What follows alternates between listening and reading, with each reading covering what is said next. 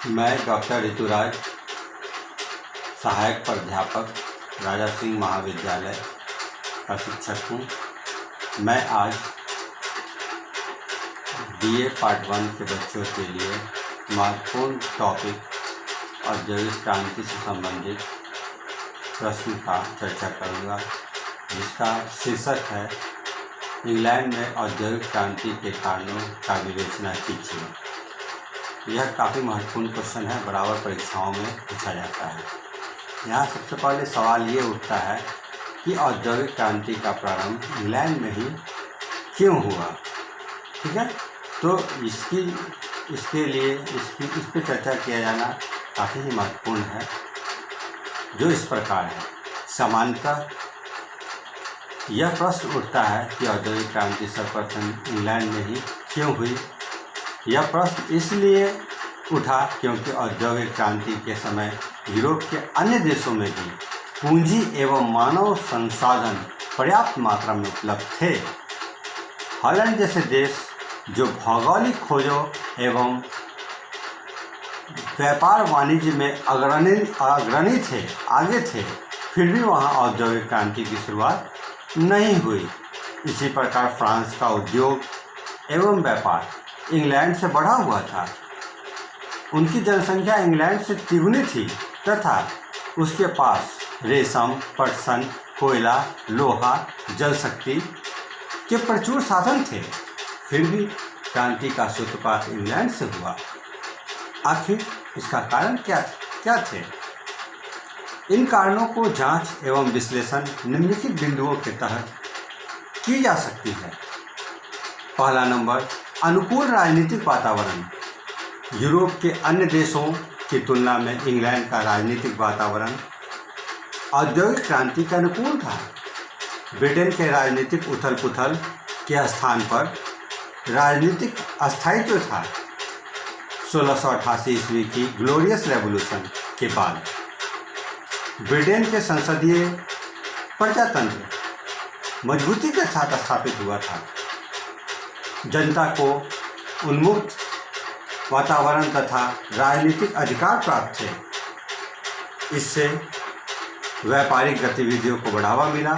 Europe के अन्य देशों ने इस समय प्रायः निरंकुश सामंती व्यवस्था कायम थी और राजनीतिक हलचल व्याप्त थी। दूसरा नंबर, भौगोलिक स्थिति। इंग्लैंड की अनुकूल भौगोलिक स्थिति औद्योगिक क्रांति में सहायक सिद्ध हुई। इंग्लैंड चारों ओर से समुद्र से घिरा देश है, जिससे वहाँ के बंदरगाहों के निर्माण में आसानी हुई। फलतः व्यापारिक आवागमन में सुविधा हुई और परिवहन की सस्ती और अच्छी सुविधाएं प्राप्त हुई। इससे आंतरिक और विदेशी परिवहन को बढ़ावा मिला। अनुकूल परिवहन सुविधा औद्योगिक क्रांति को तीव्रतर प्रेरक तत्व बन गया। इंग्लैंड की नम जलवायु कपड़ा उद्योग के लिए उपयुक्त थी। तीसरा नंबर, सुदृढ़ नौसैनिक शक्ति। समुद्री क्षेत्र से घिरा होने के कारण एक शक्तिशाली जहाजरानी का विकास हुआ।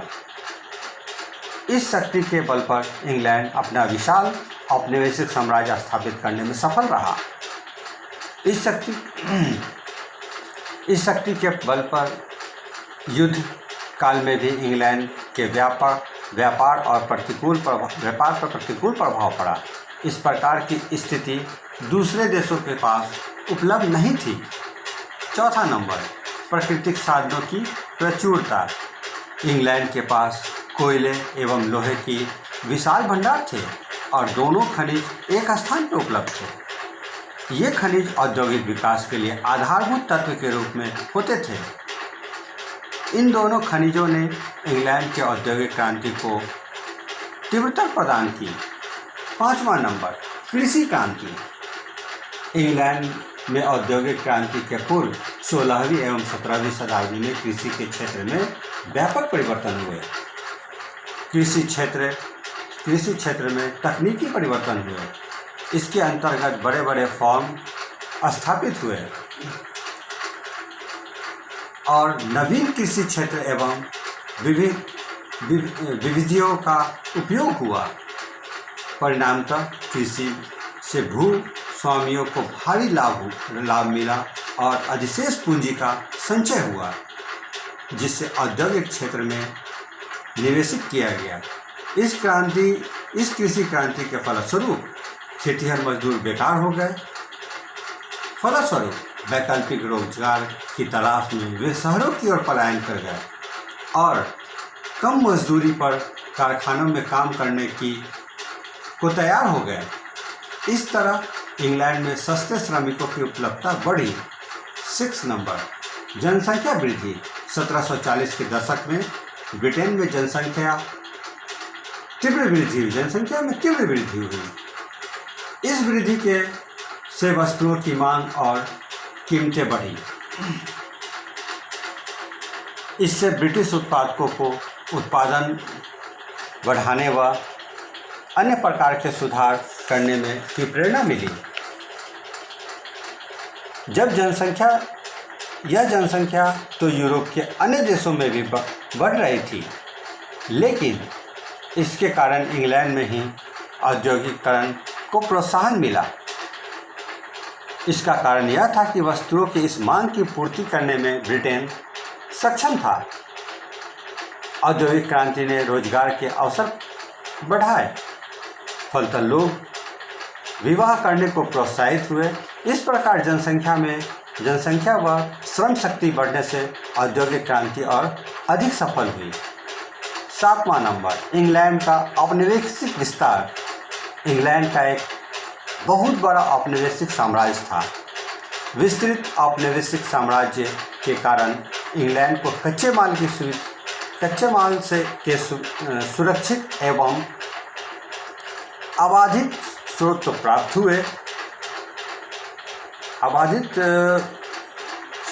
प्राप्त हुए ही साथ ही उत्पादित माल के लिए बाजार भी प्राप्त हो गए।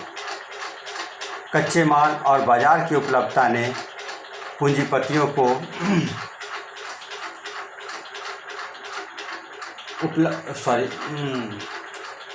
कच्चे माल और बाजार की उपलब्धता ने पूंजीपतियों को उद्योगों में धन लगाने के लिए प्रोत्साहित किया और औद्योगिक क्रांति की संभावना को बल प्रदान किया।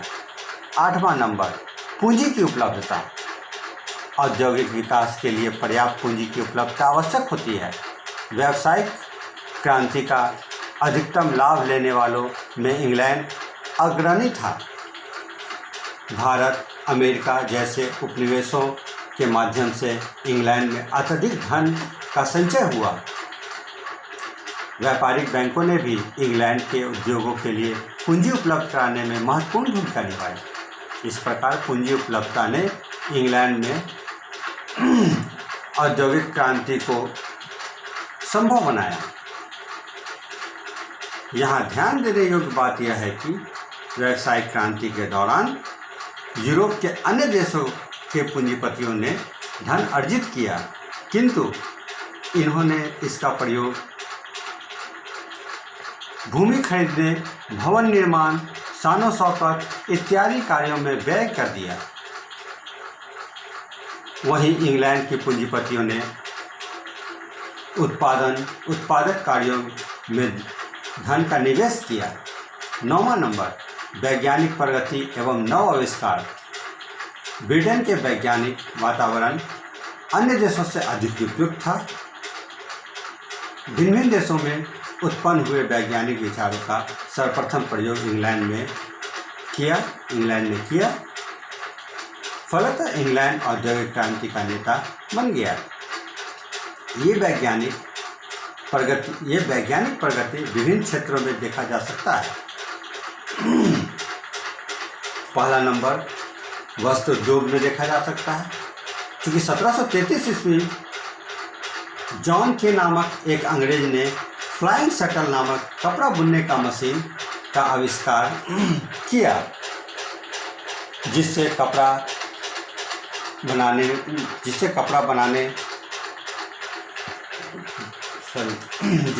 बनाने में तेजी आई। इस मशीन के आविष्कार ने सूत के मांग में वृद्धि की, आवश्यकता की पूर्ति।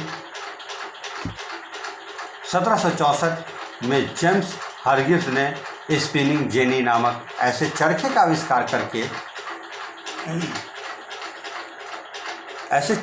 आविष्कार करके किया जिसके माध्यम से पहले की तुलना में 8 गुना अधिक सूत काटा जा सकता था। 1770 ईस्वी में रिचर्ड आर्कराइट ने सूत काटने का मशीन का आविष्कार किया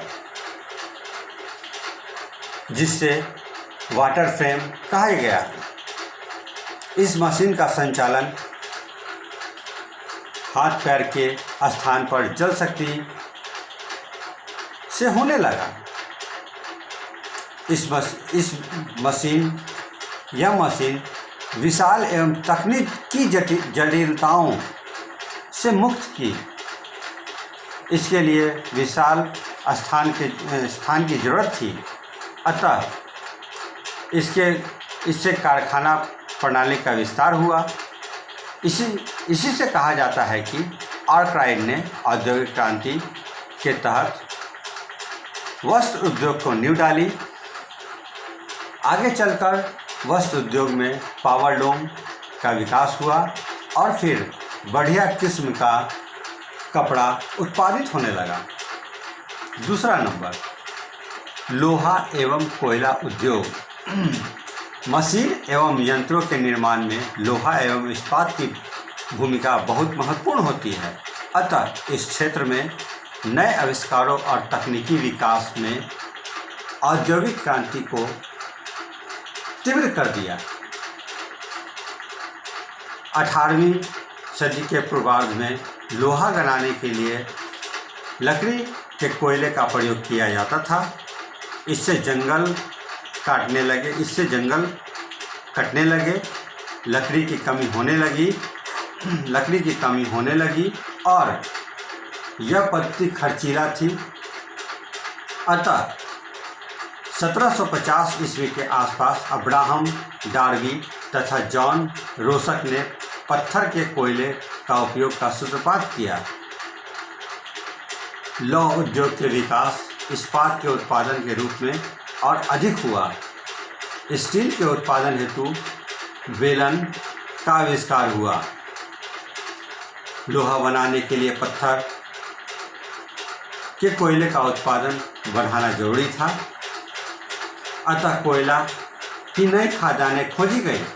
1815 ईस्वी में हेम्फ्री डार्बी ने सेफ्टी लैम्प का आविष्कार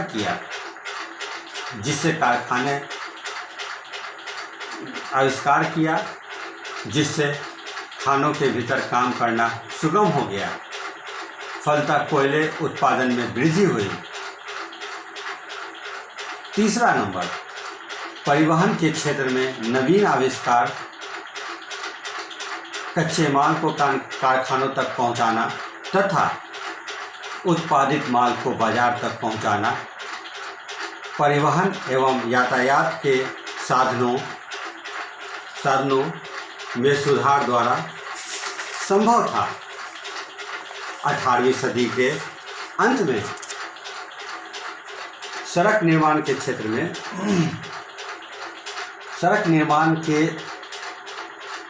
क्षेत्र में अच्छी प्रगति हुई। इस क्षेत्र में स्कॉटलैंड के एक अभियंता जॉन लुडोम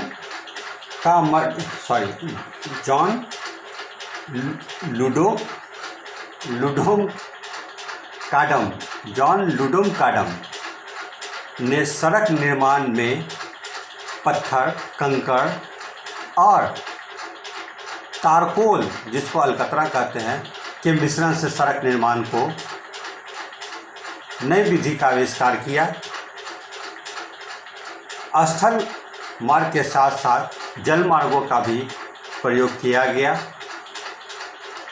ड्यूक ऑफ ब्रिजवाटर ने 1761 ईस्वी में मैनचेस्टर से बर्केले तक 11 मील लंबी नहर खुदवाई।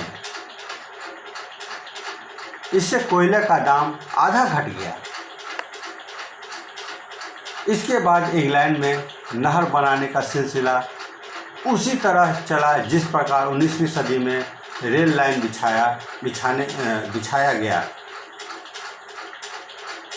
1869 ईस्वी में 1869 ईस्वी में एक फ्रांसीसी अभियंता फर्डिनेंड लैंसप ने स्वेज नहर का निर्माण पूरा करवाया, जो भूमध्य सागर को लाल सागर से मिलाने लगी।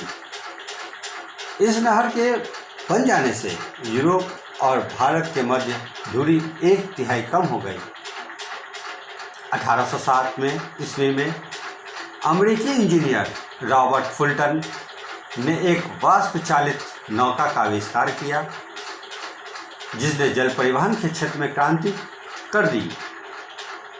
लोहे की पटरियां पर चलने वाला वाष्प चालित रेल इंजन का आविष्कार न केवल औद्योगिक क्रांति का परिणाम था, बल्कि इसके आविष्कार ने औद्योगिक क्रांति को तीव्र गति प्रदान की। यूँ तो वाष्प इंजन का आविष्कार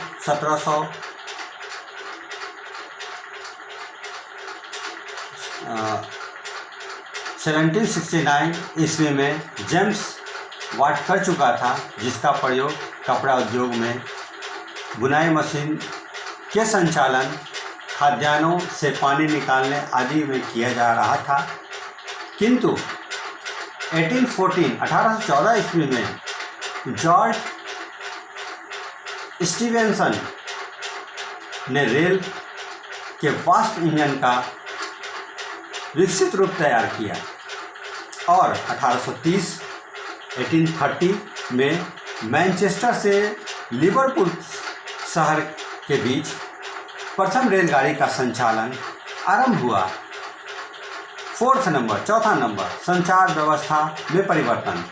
संचार साधनों ने तकनीकी विकास में औद्योगिक क्रांति की आवश्यकता को पूरा किया।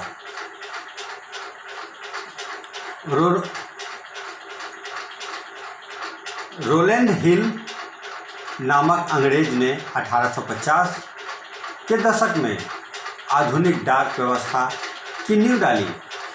1844 ईस्वी में अमेरिकी निवासी सैमुअल मोर्स ने एक तार यंत्र का आविष्कार किया, जिसके माध्यम से एक स्थान से दूसरे स्थान पर संदेश भेजना आसान हो गया।